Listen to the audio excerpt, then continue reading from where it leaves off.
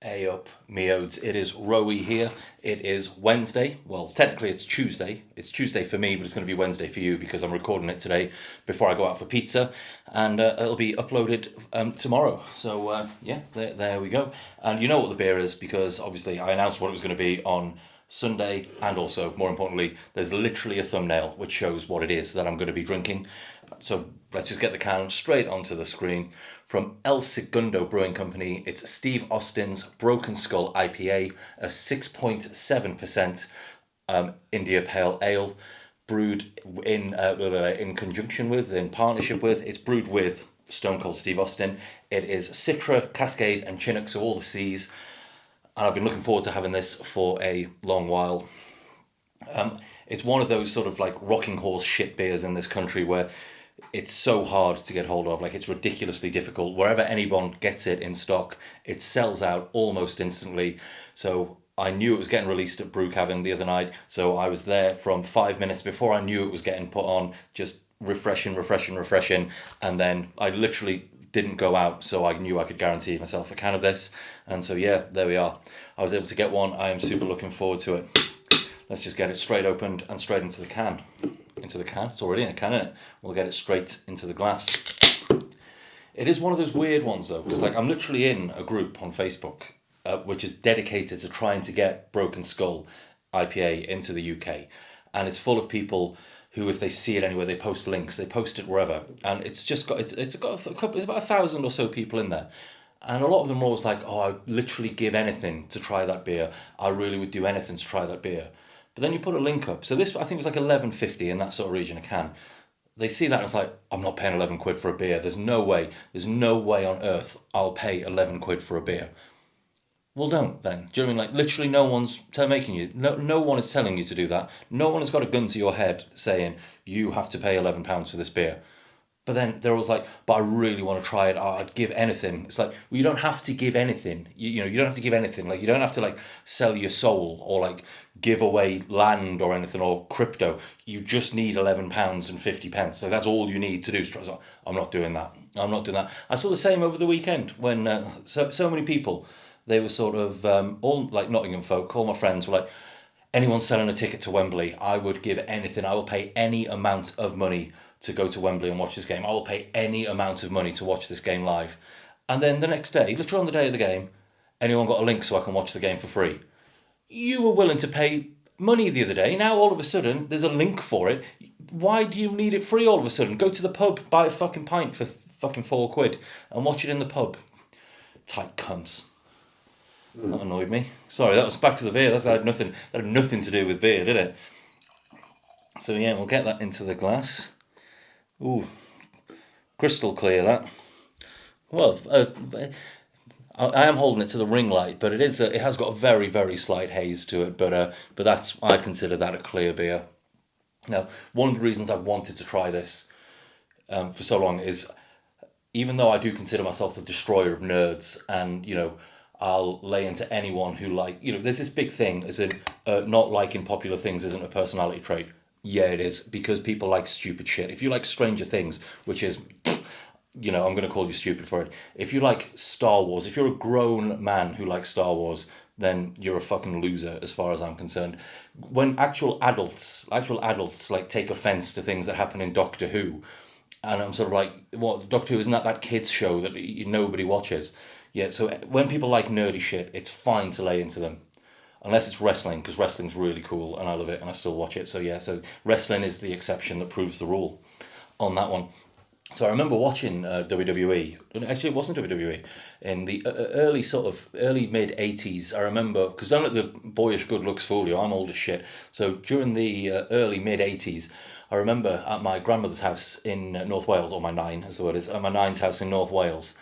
I used to watch the wrestling with Big Daddy, Giant Haystacks. There was some fella who was like a ballerina type dude, but kicked everyone's ass. He was cool as well.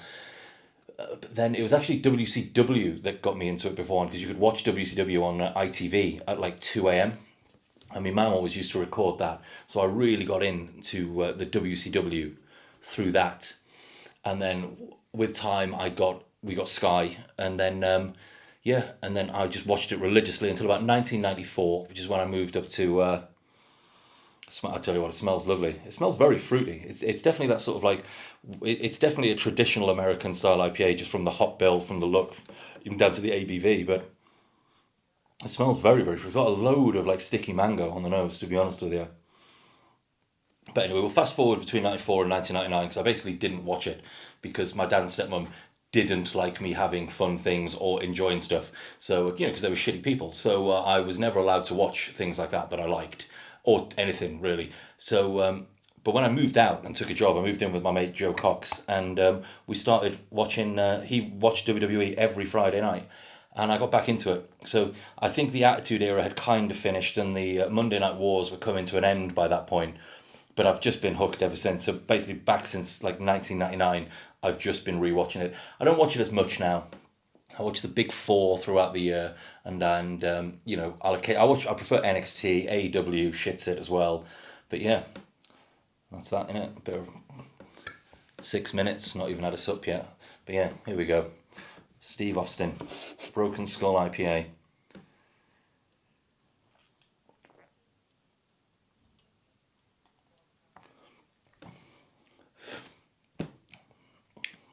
Absolutely lovely. Just it tastes how I thought it was going to taste. To be honest with you, it's a nice enough IPA. Like, I would never, if I was to order that anywhere, I would not be disappointed by that. I would be absolutely fine if I ordered that anywhere. But it's literally because Steve Austin's name is on there that has built the entire hype about this. As in, I'd never heard of El Segundo Brewing Company. The only other beer I can name that El Segundo do is Broken Skull Lager. That's the only other beer I know they do. But that's an absolutely not wrong, easy drinking IPA. Had I paid $11.50 for a can of it and it didn't have this branding on, didn't have this Broken Skull thing on it, I'd probably feel a bit put out. Yeah, but hey, WWE in it, wrestling, all about that. Now I know a lot of you are thinking, am I going to say his taglines? Am I going to say things like what? Am I going to do that? Am I going to do the whole what thing, or am I going to finish it with that's the bottom line and stuff like that? No, I'm not. I'm not going to do that because I'm not a fucking hack. Now, admittedly, that is in the thumbnail, but I said I said I wasn't a hack. I didn't say I wasn't a hypocrite. So that's all that really matters there. Probably could have said that's the bottom line if I wanted to, but I'm not going to do that because that'll cheapen it. Well, yeah, absolutely nothing wrong with that whatsoever. Easy drinking. If it was a few quid cheaper, I probably would do, or I might even do it anyway. I might buy another 2 cans to drink it the way Steve Austin recommends, by clutching the 2 cans together and pouring it into me gob. But time will tell if I'll do that or not. But yeah, so thank you very much indeed for watching. If you enjoyed the video, by all means give me a like and a subscribe. If you didn't enjoy the video, give it a like and a subscribe anyway, because it only takes a second. So yeah, thank you very much for watching. Yeah, and also, like, just a throwback, and just in case anyone has taken offence, that wasn't an attack on people who are a bit short on cash. Do you know when I was sort of like, what's what I'm looking for? If you really want something, then pay for it. I know people can't afford it, so that wasn't an attack on that. I might edit this bit out. I'm not going to edit this bit out. Yeah, it went so well. It was all going so well, and it's when I tried to apologise for a perceived slight, something that probably didn't even notice, and now it's gone to shit. But yeah, well, thank you very much for watching. Like and subscribe. Yeah, whatever. See you in a bit.